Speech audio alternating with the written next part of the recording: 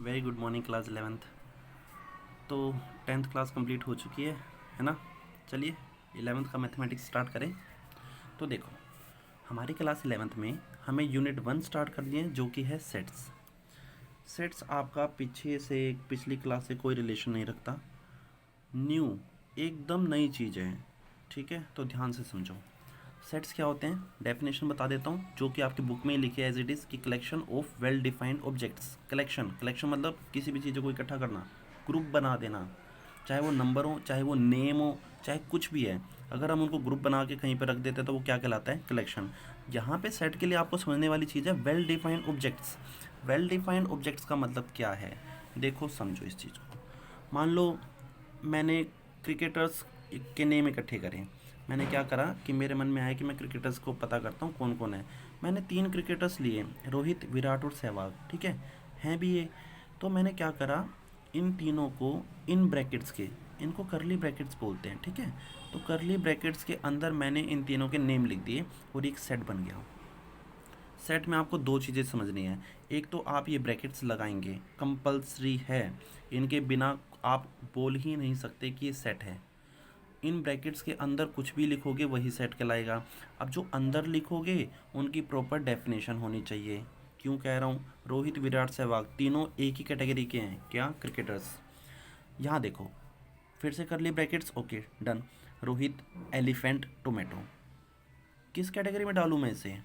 ना तो ये क्रिकेटर्स का है प्रॉपर, ना ये मैमल्स का है प्रॉपर, ना ये वेजिटेबल्स का है। तो ये डिफरेंस देखो, इसको मैं सेट नहीं कह सकता लेकिन ये सेट है। ठीक है, तो collection of well defined objects. Well defined objects अगर मैं सिंपल भाषा में कहूँ कि जिसको आप डिफाइन कर सकें, और जो डिफाइन ना हो सके वो सेट बन ही नहीं सकता। ठीक है, और ये हमने पढ़ लिया है कि हमारे सेट्स हमेशा कर ली ब्रैकेट्स आर कंपलसरी। ठीक है, चलो एक एग्जांपल देख लेते हैं। Set of first 5 even numbers.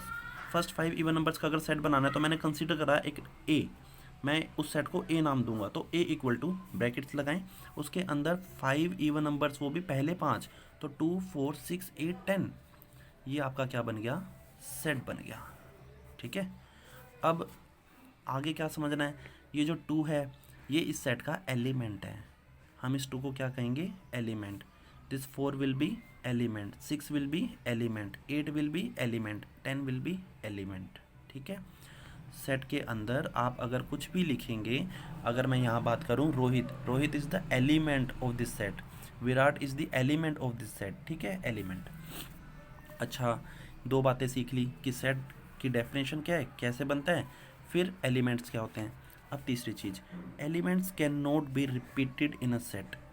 मतलब आपके एलिमेंट्स रिपीट नहीं कर सकते किसी भी सेट में।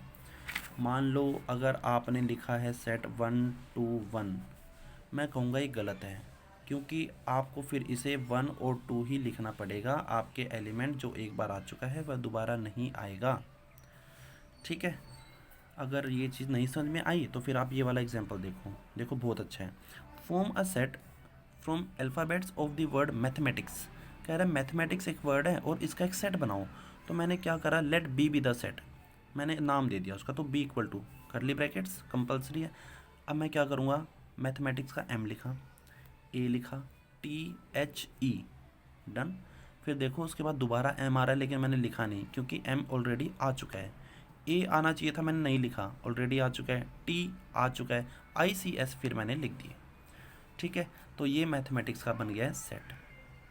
समझे क्या है सेट? अगर नहीं है तो फिर एक और एग्जांपल देखिए कि form a set of zeros of, this is the quadratic polynomial x² - 5x + 6।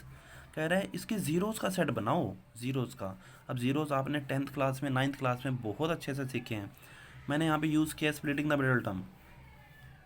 May be आपको ये अपने आप समझ में आए क्योंकि हमने यूनिट 4 10th क्लास में यही सीखे थे, जीरोस ऑफ द पोलिनोमियल। तो मैंने इसके जीरोस बनाए और वो देखो क्या निकले हैं, 3 और 2। तो मैं क्या करूँगा, मैं पहले एक सेट कंसिडर करूँगा, उसका नाम दूंगा, मैंने नाम दे दिया एम। आप कुछ भी रख सकते हैं। तो M equal to curly brackets और उसके अंदर मैंने रख दिया 2 और 3 जो कि हमारे जीरोस थे। ये आपका क्या बन गया, set of the zeros of this polynomial.